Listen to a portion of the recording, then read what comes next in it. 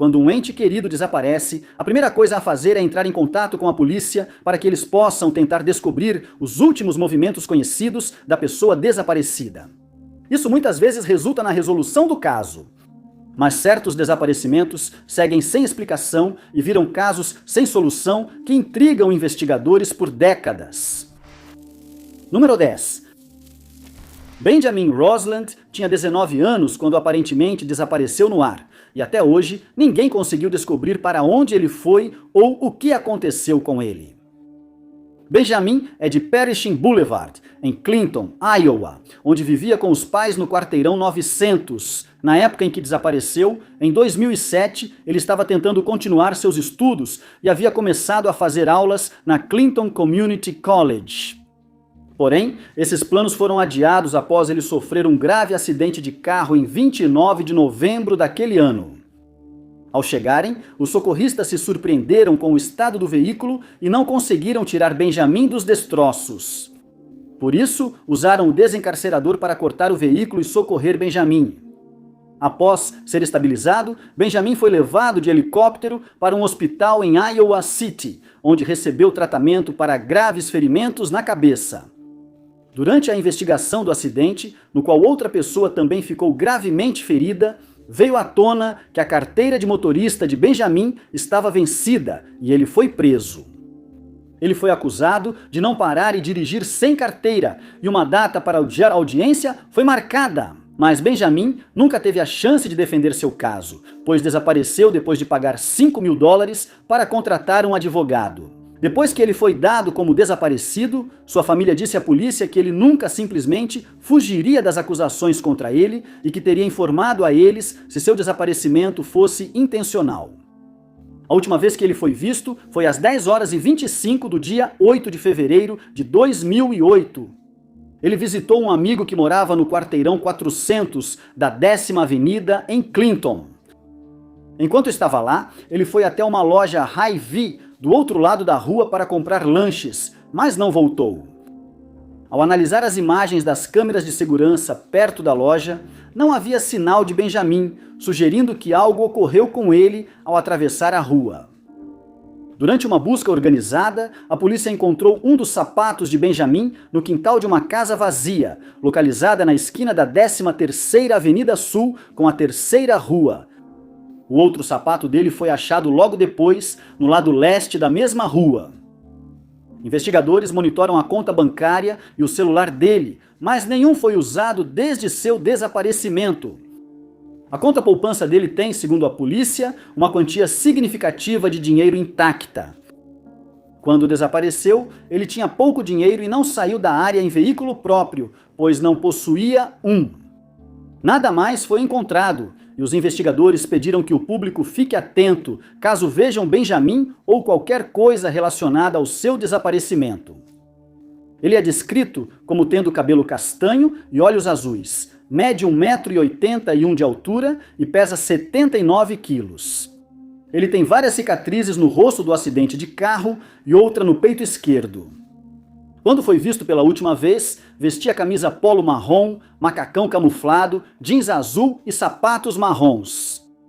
Qualquer pessoa que tenha informações que possam ajudar a resolver o caso de Benjamin deve entrar em contato com o Departamento de Polícia de Clinton pelo telefone 5632431548, mencionando o CL0. 80580 ou com o Crime Stoppers pelo telefone 309-762-9500, número 9.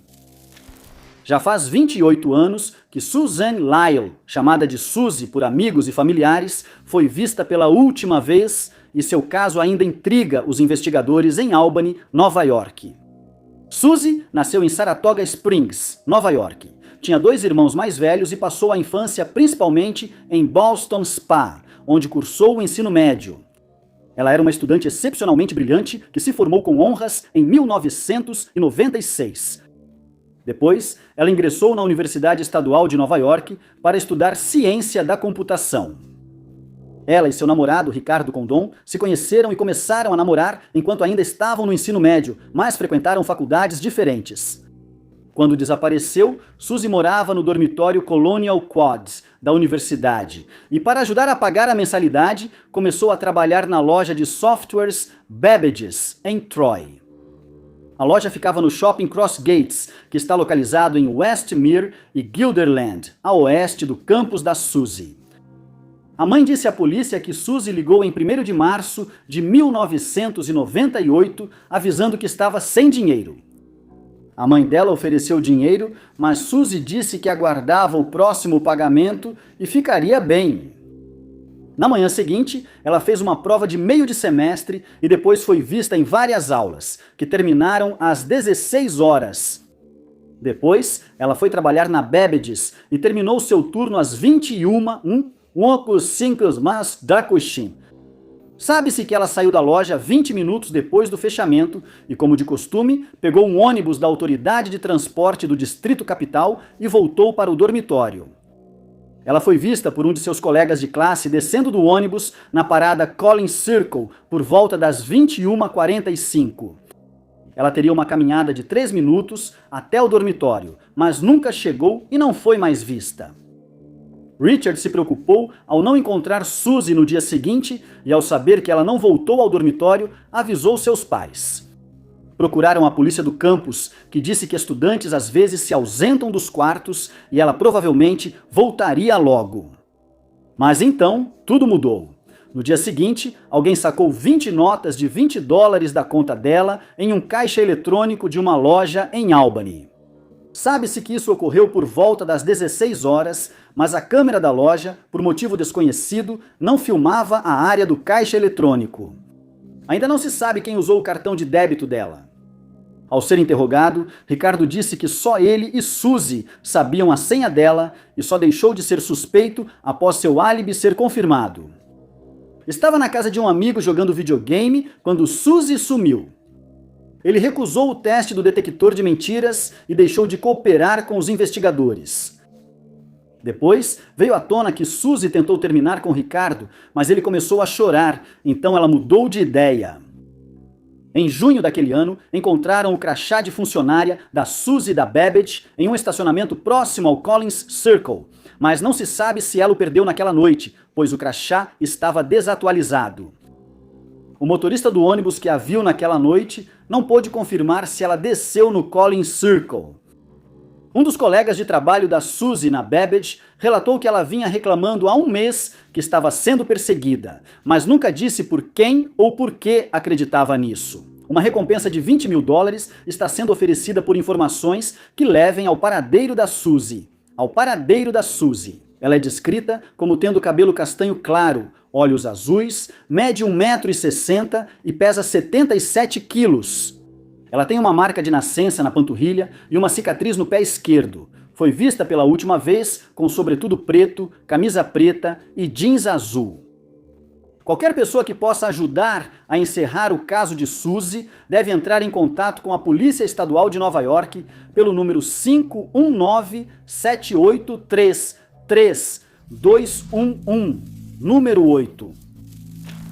O desaparecimento de Scott Hilbert, 18 anos, é considerado suspeito, pois várias pistas preocupantes foram achadas na investigação. Nenhuma levou os investigadores ao seu paradeiro. Scott nasceu em 1969 e, após se formar no ensino médio, começou a estudar percussão na Universidade Estadual de Morehead, em Kentucky, onde era calouro. Nas férias de primavera de 1988, ele voltou para casa em Milford, Ohio, para ficar com os pais. Ele ainda estava lá em 13 de março, pois deixou um bilhete na geladeira dizendo que saiu para visitar um amigo na Universidade Estadual de Ohio. O bilhete terminava: "Volto mais tarde, amo vocês, Scott." Seus pais tinham todos os motivos para acreditar que o veriam antes do dia 21 daquele mês, já que ele deveria voltar a assistir às aulas naquele dia. Mas ele não retornou e não entrou em contato para dar notícias sobre seu paradeiro. O campus fica a cerca de 90 minutos de casa, e ele foi até lá no carro da família, um Ford Tempo preto de 1984. Quando ele não apareceu para as aulas, seus pais começaram a ficar preocupados e registraram um boletim de ocorrência de pessoa desaparecida. Ele já estava desaparecido há 8 dias, aumentando a incerteza dos investigadores. Eles não sabiam com quem ele esteve durante o desaparecimento e, a princípio, nenhum sinal de Scott foi encontrado. As buscas não deram pistas, mas semanas depois, em 1º de abril, o carro da família foi achado na área selvagem das montanhas Beaver Dam, no Arizona, a 2.700 quilômetros de distância. As 2 placas do carro sumiram e nunca foram achadas. Investigadores acham que alguém tentou empurrar o carro de um penhasco, mas desistiu ao ficar preso em uma árvore. No chão, próximo ao veículo, acharam a chave do dormitório de Scott, uma chave de roda, shampoo e uma lâmina da cozinha da família. A mala dele, que continha suas roupas e alguns de seus pertences, estava desaparecida e nunca foi encontrada. A família dele também não soube explicar por que ele estava com a lâmina. No carro, acharam uma lista telefônica da Califórnia e fósforos de um restaurante em Denver. Acredita-se que esses 2 itens eram da pessoa que tentou empurrar o carro do penhasco. Apesar de terem encontrado impressões digitais não identificadas no carro, nunca descobriram a quem pertenciam. Sabe-se que o carro percorreu 3.800 milhas desde o dia em que Scott desapareceu, apesar de ter sido encontrado a 1.700 milhas da casa de sua família. Scott tem cabelo castanho e olhos verdes. Ele mede cerca de 1,80 m e pesava cerca de 68 quilos quando desapareceu. Qualquer pessoa que tenha informações úteis sobre o caso dele deve entrar em contato com o Departamento de Polícia de Union Township pelo telefone 5137521230. O nome de Scott como número do caso é MP 7926. Número 7. Em 1986, Joyce Walcott, de 19 anos, vinha passando por uma maré de azar extraordinária, mas decidiu começar a mudar as coisas procurando um bom emprego, e estava nesse processo quando desapareceu de repente. Joyce, uma das 5 crianças, perdeu o pai aos 9 anos e a família se mudou para Farmington, Novo México. Ela afirmou em várias ocasiões que não era feliz lá e em 1985 decidiu seguir seu próprio caminho. Ela foi para Reseda, Califórnia, morar com a tia Irene e o primo Jason. Ela se matriculou na Reseda High School para obter um diploma, mas 2 acidentes de carro como passageira atrasaram seus planos. Inicialmente, parecia que ela não tinha ferimentos graves, mas depois suspeitaram de possível separação entre a coluna e o crânio. Ela fez uma cirurgia, mas teve dificuldade de se concentrar nas aulas por causa do colar cervical incômodo. Ela então começou a namorar Scott Noon, que morava no mesmo condomínio. Ela se mudou para a casa dele e do irmão em março e começou a buscar emprego para fazer sua própria sorte. Ela pegou várias fichas de emprego e se candidatou a vagas em lojas e empresas da região. No dia 29 de abril, Joyce, a irmã de Noon e a namorada do irmão dele saíram do apartamento para entregar algumas fichas de emprego. Sabe-se que ela foi a um 7-Eleven, ao Vons Market e a Winchell's Donut House, todos localizados na Sherman Way. Seus acompanhantes a aguardaram na Winchell's enquanto ela entregava uma ficha de emprego na Save-Ons ao lado, mas ela não voltou. Noon chegou em casa naquela tarde com a notícia de que Joyce estava desaparecida. Ele fez um boletim de ocorrência de desaparecimento, mas foi informado incorretamente que precisava esperar 24 horas. No dia seguinte, um caso foi aberto, mas o Departamento de Polícia de West Valley continuou desinteressado. Eles especularam que Joyce simplesmente decidiu deixar a região por vontade própria, apesar de terem sido informados de que isso não poderia ter acontecido. A polícia só começou a entrevistar depois, e Noon e seu irmão ficaram responsáveis por distribuir panfletos sobre o caso. Testemunhas viram Joyce chorando em um banco de ônibus, e outra pessoa disse tê-la visto trabalhando como garçonete em um restaurante em Encino. Nenhuma nova pista foi encontrada desde então, e a família de Joyce disponibilizou sua descrição ao público. Ela tem cabelos longos, castanho-avermelhados, olhos castanhos, mede 1,60 m e pesava 48 quilos na época. Quando foi vista pela última vez, ela usava uma blusa de algodão listrada azul e branca, jeans azul, um cinto branco e sapatos brancos. Ela usava um relógio Timex de LCD e um colar de metal amarelo com pingente de unicórnio. Qualquer pessoa que souber onde Joyce pode ser encontrada deve entrar em contato com o Departamento de Polícia de Los Angeles pelo telefone 213-485-2806. O número do caso dela é MP 3063. Número 6. Investigadores ainda estão perplexos sobre o desaparecimento de Charles Hope, de 41 anos, desaparecido em Brooksville, Flórida, desde 1º de abril de 1982. Ele foi a um restaurante de frutos do mar naquela noite, mas seus movimentos depois disso continuam sendo um mistério. Charles, também conhecido como Charlie, nasceu em Brooksville em 1940. A família dele morava lá há muito tempo, por isso eram muito conhecidos na região. Ele é um dos 6 irmãos e desde pequeno demonstrou interesse por caça e pesca. Na escola, ele se tornou um atleta promissor e dizem que foi um aluno excepcional.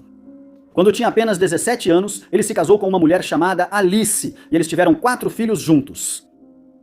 Para sustentar a família, ele trabalhou na construção civil, mas logo viu que não era para ele e decidiu tentar o ramo imobiliário. Ele se destacou e rapidamente virou empresário de destaque na região. Ele foi eleito presidente da autoridade portuária do Vale de Hernando e, segundo relatos, se destacou no cargo.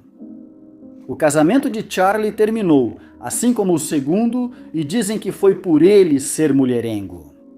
Ele era conhecido por ser franco, bem-humorado e gentil com as pessoas ao redor. Ele e sua primeira esposa, Alice, permaneceram amigos após o divórcio e dizia-se que eram muito próximos. Em março de 1982, vários amigos notaram uma mudança estranha em seu comportamento. Durante a formatura do campo de treinamento de seu filho Scott na Geórgia, ele fez declarações atípicas.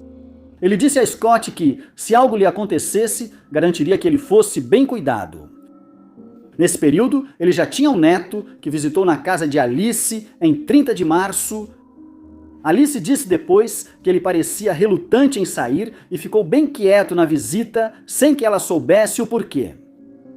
Ela disse que ficou preocupada, mas não soube o que o incomodava. Em certo momento, ele atendeu uma ligação e se recusou a comentar quando perguntado. Na noite seguinte, ele jantou no Redfish Seafood and Steakhouse, acompanhado de alguns amigos e de seu tio. No jantar, ele disse que iria para a casa da namorada depois e durante a refeição parecia estranho. Provavelmente, ele se levantou e saiu do restaurante sem que ninguém percebesse. Essa foi a última vez que Charlie foi visto.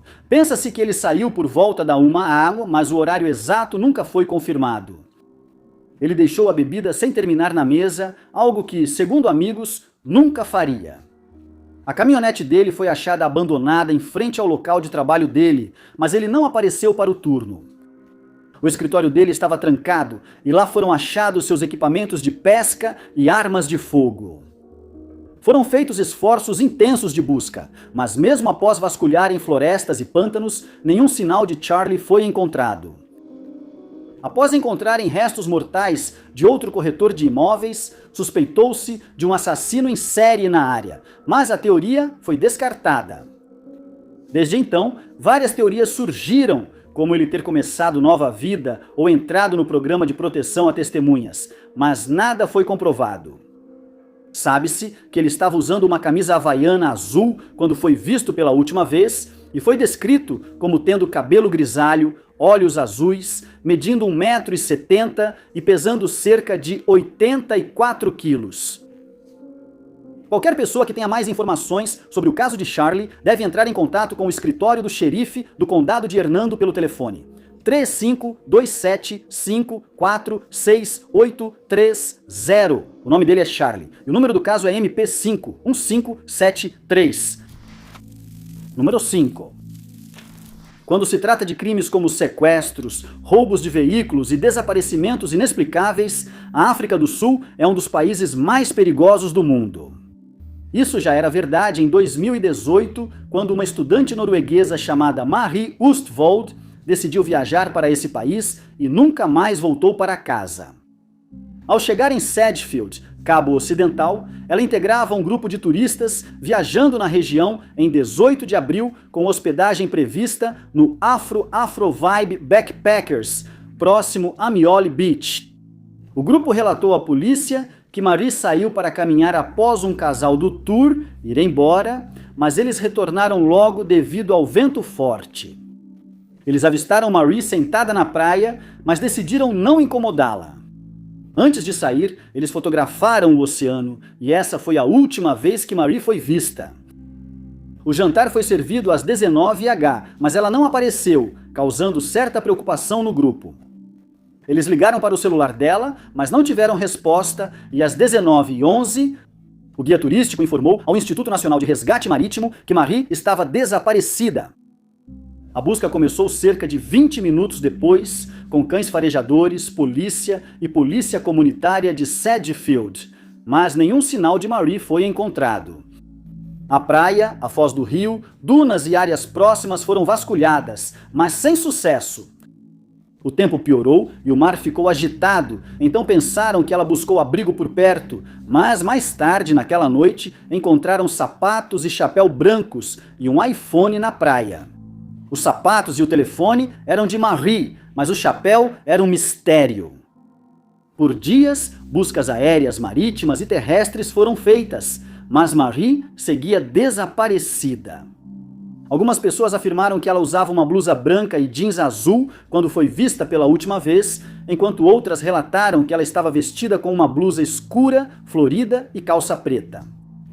Sem mais nada encontrado, a busca acabou sendo abandonada e Marie nunca foi localizada. Se você viu Marie naquela noite ou tem qualquer informação que possa ajudar a encontrá-la, por favor entre em contato com o Departamento de Polícia de Nizhna pelo número 044 2036 6600, número 4. Becky Gary, cujo nome completo era Rebecca, mudou-se para Baton Rouge, na Louisiana, com sua filha em 1988.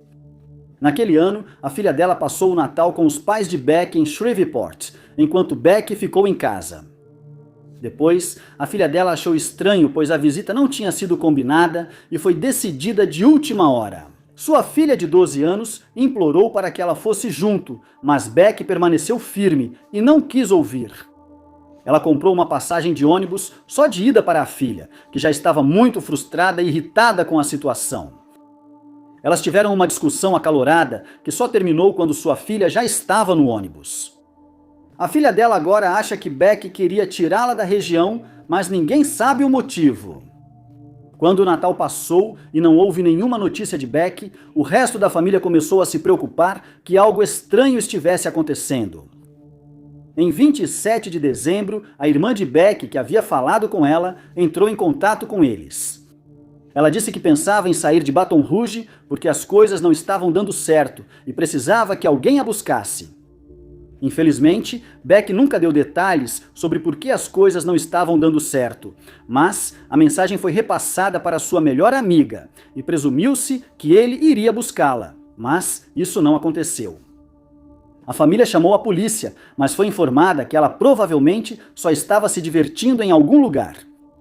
Eles também foram desencorajados de registrar um boletim de ocorrência por desaparecimento, o que é muito estranho. Em janeiro do ano seguinte, o gerente do condomínio avisou a família de Becky sobre o aluguel atrasado e sua ausência em casa. Ele foi orientado a entrar no apartamento, o que fez com relutância, e o que encontrou lá o deixou perplexo. A cafeteira estava ligada e 2 xícaras de café sobre o balcão. A banheira estava cheia e os pertences de Becky arrumados, mas ela não estava lá. Como o aluguel não foi pago, todos os pertences dela foram jogados na rua. Então um familiar viajou até Baton Rouge para recolhê-los. A polícia foi acionada, mas novamente mostrou desinteresse, pois não apareceu no apartamento. Isso fez com que evidências importantes, como impressões digitais, não fossem coletadas, e alegaram que o boletim de ocorrência só foi registrado em 20 de janeiro, mesmo com a família tentando denunciar o desaparecimento desde 27 de dezembro. Depois, descobriu-se que Becky levava um envelope pardo antes de sumir, e avisou a mãe que, se algo lhe acontecesse, a família encontraria o envelope colado sob sua cama. Após o sumiço dela, procuraram embaixo da cama e do colchão, mas não encontraram o envelope e ninguém sabe o que havia nele. Mas Beck nunca retornou, e sua filha foi criada pelos avós desde então. Ela ainda espera que um dia descubram o que houve com ela. A polícia diz que o caso segue sob investigação, mas está parado, pois nenhuma nova pista apareceu. Beck tinha cabelo castanho e olhos verdes. Ela media 1,55 m de altura na época e pesava 48 quilos. Qualquer pessoa que possa ajudar a trazer um desfecho para o caso dela deve entrar em contato com o Departamento de Polícia de Baton Rouge pelo número 225 389 2000, número 3. Robert Terence McLaughlin, um rapper que também é conhecido pelo apelido de Royal Francis, é o alvo de uma investigação de pessoa desaparecida que começou em setembro de 2017 e ainda não foi solucionada. Na época, ele já era um rapper famoso em Jacksonville, Flórida, elogiado por letras marcantes e apresentações enérgicas. Embora a vida parecesse estar no caminho certo, chegar lá não foi fácil, como mostrou um incidente em 2014. Em determinado ano, Roberto sofreu um acidente de carro que mudou sua vida para sempre. Ele teve uma lesão cerebral traumática, mas com atendimento médico e apoio dos entes queridos, conseguiu voltar à carreira musical. Ele teve certa perda de memória, mas se recuperou notavelmente. No dia 24 de setembro de 2017, porém, as coisas tomariam um rumo pior. A mãe dele contou que ele a visitou e assistiram ao jogo do Jacksonville Jaguars juntos na casa dela. Mais tarde naquela noite, ele saiu dizendo que ia encontrar alguns amigos para jogar basquete. Antes de ir para lá, porém, sabe-se que ele primeiro voltou para seu apartamento, que ficava no complexo Capper Landing, já que várias testemunhas o viram lá por volta das 22, nos sinais, mas essa foi a última vez que alguém falou com Roberto. No dia seguinte, sem conseguir localizá-lo, a família acionou a polícia e iniciou-se uma investigação.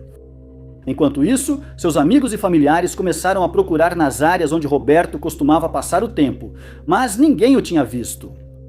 Nas semanas seguintes, sua mãe Ângela ficou mais frustrada com o andamento do caso. Ela contou à mídia que nunca recebia notícias dos investigadores e geralmente não sabia o que era feito para encontrar seu filho. Quando a polícia foi ao apartamento de Roberto, encontrou seu carro estacionado como sempre e dentro vários pertences pessoais, como carteira, identidade e roupas. Seu telefone e as chaves do apartamento não foram achados, presumindo-se que estavam com ele ao desaparecer. Amigos e familiares dizem não acreditar que ele sumiu por vontade própria, pois tinha shows marcados na Geórgia. Um vizinho de Roberto apareceu com mais informações. Afirmaram ter visto um Dodge Charger preto chegar ao condomínio e depois Roberto entrando, mas não conseguiram identificar bem o motorista. O que causou ainda mais preocupação foi o fato de que Roberto primeiro discutiu com alguém que estava sentado no carro enquanto ele ainda estava nos degraus do condomínio, mas acabou parecendo se acalmar antes de entrar, o que lhe foi pedido para fazer. A polícia sugeriu que Roberto apenas mudou de área e informou à família que, por ser maior de 18 anos, ele podia fazer o que quisesse. A polícia diz que o caso segue aberto e qualquer nova pista será investigada. Roberto é descrito como tendo cabelo preto e olhos castanhos, medindo 1,78 m de altura e pesando entre 60 e 8,95 quilos. Ele foi visto pela última vez de shorts e camiseta pretos, com tatuagens nos braços, dente de ouro e barba com dreadlocks ao desaparecer. Qualquer pessoa que possa ajudar a avançar neste caso deve entrar em contato com o Departamento de Polícia de Jacksonville pelo número 9046302627, número 2. Muitas pessoas acreditam que houve crime envolvido no desaparecimento de Jamie Jo Tate, uma mulher de 33 anos de Indianápolis, Indiana, que não é vista ou ouvida desde julho de 2020. O caso começou no dia 31 daquele mês, quando Jamie foi até a casa do seu ex-namorado, Roberto Sorrell Jr., no quarteirão 500 da South Warman Avenue. O casal ficou junto por um tempo, mas Jamie terminou quando Sorrells se tornou abusivo. Depois que ela terminou com ele, Sorrells aparentemente não conseguiu aceitar que o relacionamento havia acabado e passou a perseguir e assediar Jamie incansavelmente. Ainda não se sabe o que ocorreu, mas testemunhas relataram à polícia terem ouvido uma confusão do lado de fora por volta das 5 horas do dia seguinte. Ao investigar, viram Jamie e Sorrells discutindo acaloradamente fora da casa dele. A briga só piorou a partir daí, e eventualmente Sorrells agarrou Jamie e a arrastou de volta para dentro da casa dele. Não surpreende que ele seja o principal suspeito no caso de Jamie, pois foi a última vez que ela foi vista. Quando ela não voltou como planejado, sua família ficou preocupada e a registrou como desaparecida no Departamento de Polícia Metropolitana de Indianápolis em 5 de agosto. Dias já tinham passado desde seu último avistamento, deixando os investigadores em desvantagem. Amigos e familiares foram entrevistados, mas ninguém sabia onde Jamie estava. Várias pessoas foram apontadas como pessoas de interesse, mas sem pistas para seguir, o caso parecia ter estagnado. Mandados de busca foram emitidos e cumpridos sem sucesso, e eventualmente a polícia pediu ajuda ao público, solicitando que qualquer pessoa com informações adicionais se apresentasse. Eles disseram ter recebido dicas que os fizeram pensar que algo ruim ocorreu com Jamie. O vizinho de Sorrell então se apresentou para relatar o que tinha visto naquela noite e vários outros vizinhos foram entrevistados caso tivessem mais informações sobre a discussão acalorada, mas ninguém conseguiu fornecer mais pistas. Também veio à tona que, enquanto ela caminhava pela West Washington Street, por volta das 15h30 da tarde do dia 31 de julho, alguém em um carro azul tentou atropelá-la, mas ela conseguiu sair do caminho a tempo. Nunca foi confirmado se isso teve alguma relação com o desaparecimento dela, mas, como há uma forte suspeita de crime em seu caso, essa possibilidade não foi descartada. Nos meses seguintes, comentários online de amigos dela preocuparam ainda mais os investigadores. Eles afirmaram que Jamie pode ter testemunhado um crime envolvendo um homem chamado Blake Bernal, que foi encontrado morto. Eles sugeriram que, por ter testemunhado o crime, ela virou alvo dos responsáveis pela morte de Burnell, que também seriam culpados pelo seu desaparecimento. Especulou-se que ela colaborava com a polícia no caso e foi silenciada pelos criminosos. Tudo ainda é especulação, e o destino de Jamie segue um mistério. Ela é descrita como tendo cabelo castanho e olhos azuis, com cerca de 1,68 m de altura e pesando 64 quilos. Qualquer pessoa que possa fornecer mais pistas sobre este caso deve entrar em contato com o Departamento de Polícia Metropolitana de Indianápolis pelo telefone 317-327-6160. O nome de Jamie e o número do caso são MP70 e 3687. Número 1. De acordo com amigos e familiares de Michael Strong, de 38 anos, ele vinha sofrendo com o luto pouco antes de desaparecer em junho de 1992. Ele era conhecido por ter uma relação muito próxima com os pais, mas alguns meses antes, sua mãe havia falecido. Isso, compreensivelmente, teve um efeito profundo sobre ele, e foi sugerido que isso pode ter tido influência em seu desaparecimento. Michael vivia com os pais em Newcastle upon Tyne, onde trabalhava como operador de empilhadeira. Mas, em 1990, ele perdeu o emprego. Isso o deixou em dificuldades financeiras e ele passou a fazer o que podia para se sustentar. Às vezes, trabalhava à noite como segurança em bares e boates, em outras como mecânico. Seus amigos contaram à polícia que ele era sociável, agradável e costumava frequentar bares da região, pois não tinha emprego fixo.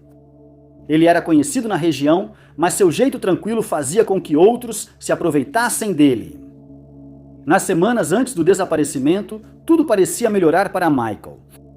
Ele disse a um amigo que tinha negócios em andamento que lhe trariam muito dinheiro.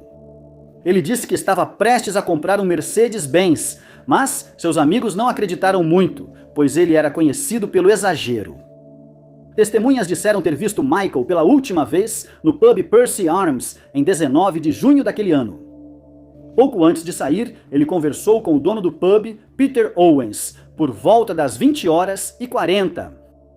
Ele relatou que Michael lhe disse que estava esperando sua carona e acrescentou que ele e a pessoa que dirigia o carro estavam prestes a viajar para Durham para buscar uma tenda. Um amigo dele, doente na época, disse que Michael o visitou com milhares de libras em dinheiro. Ele disse que ia se encontrar com um homem chamado Don, mas não deu mais detalhes.